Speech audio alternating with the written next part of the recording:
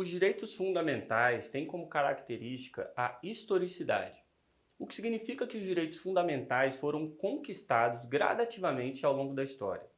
Durante esse processo de conquista dos direitos fundamentais, é possível identificar as dimensões dos direitos fundamentais. Primeiro, conquistamos os direitos fundamentais de primeira dimensão.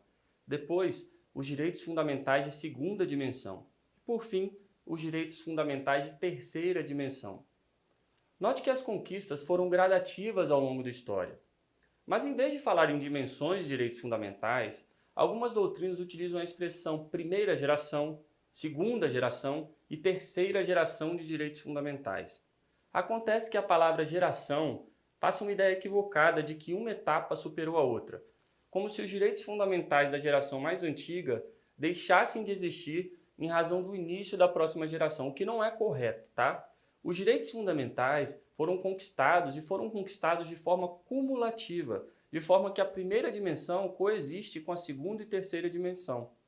Até mesmo porque os direitos fundamentais têm como característica a vedação ao retrocesso, de forma que não é possível retroceder em matéria de direitos fundamentais. Por isso, falar em dimensões dos direitos fundamentais é mais apropriado que falar em gerações de direitos fundamentais.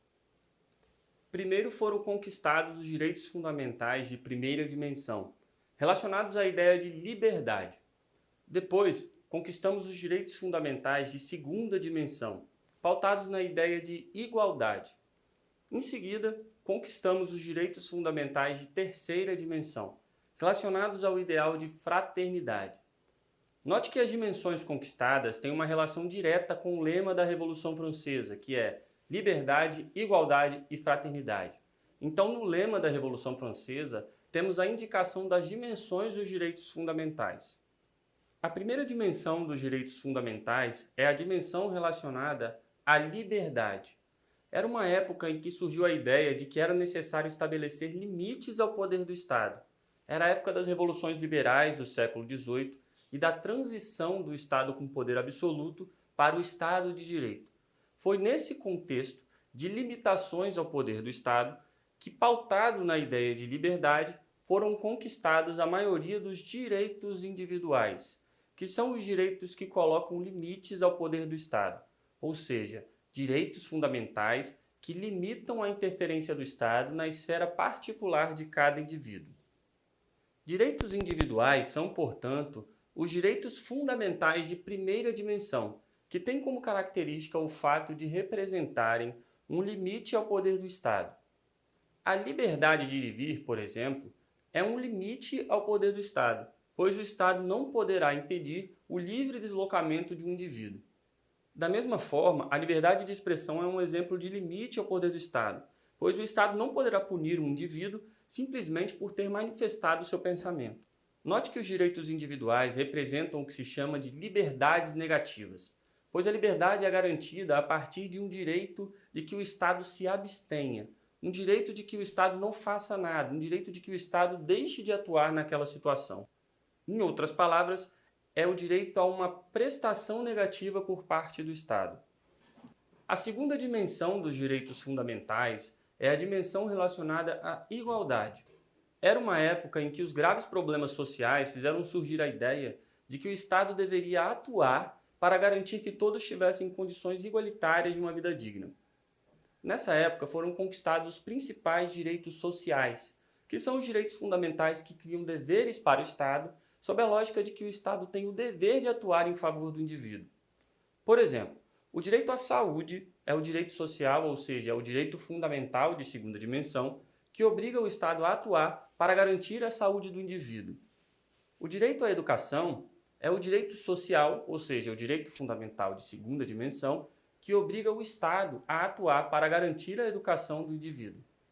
Desse modo, os direitos sociais são os direitos fundamentais de segunda dimensão e criam as chamadas liberdades positivas, pois exigem que o Estado atue positivamente em favor do indivíduo, ou seja, exigem que o Estado pratique prestações positivas em favor do indivíduo.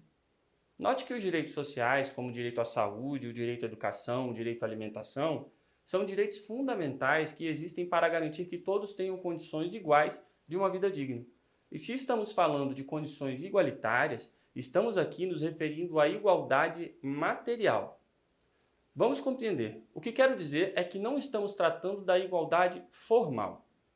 O princípio da igualdade se manifesta de duas formas: igualdade formal ou igualdade material. Igualdade formal é a concepção de que todos devem receber o mesmo tratamento, ou seja, um tratamento igualitário, como, por exemplo, a ideia de que todos são iguais perante a lei. Ocorre que o tratamento igualitário entre todos pode não ser suficiente para resolver os problemas sociais na prática, pois isso exige que o Estado perceba a desigualdade entre as pessoas e trate os desiguais com desigualdade para, a partir desse tratamento desigual, seja alcançado o equilíbrio entre essas pessoas que estavam em situações desvantajosas, ou seja, para garantir a igualdade na prática.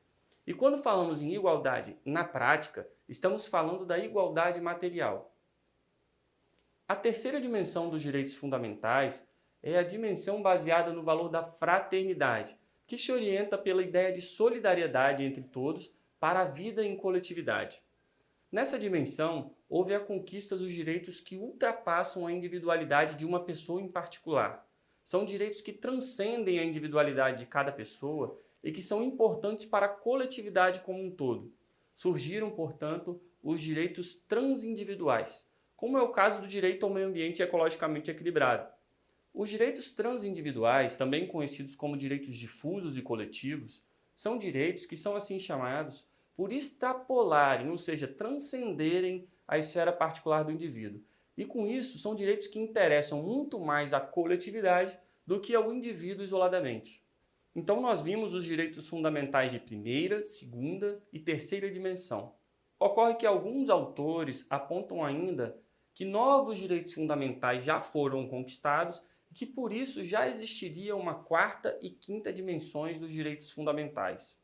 É importante saber que não existe um consenso doutrinário entre o que seria essa quarta e quinta dimensão dos direitos fundamentais e nem mesmo se realmente existiria essa quarta e quinta dimensão.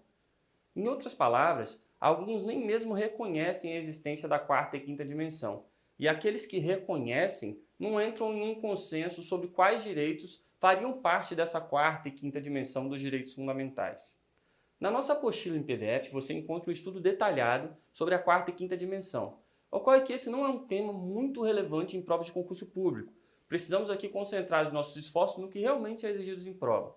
O que realmente é importante aqui é saber a primeira, segunda e terceira dimensão e até que existe um dissenso doutrinário sobre a quarta e quinta dimensão. Apenas para ilustrar o que está na apostila em PDF, para alguns autores a quarta dimensão seria uma consequência dos recentes avanços da engenharia genética, pois a manipulação dos genes teria criado um cenário de risco para a própria existência humana. E diante desse risco para a própria existência humana, teriam surgido os direitos fundamentais para garantir a existência da espécie humana, como, por exemplo, a proibição da clonagem humana e a proibição da doação de embriões humanos. Mas, enfim, não existe um consenso sobre a quarta e quinta dimensão dos direitos fundamentais e o detalhamento dessas dimensões você encontra na apostila em PDF.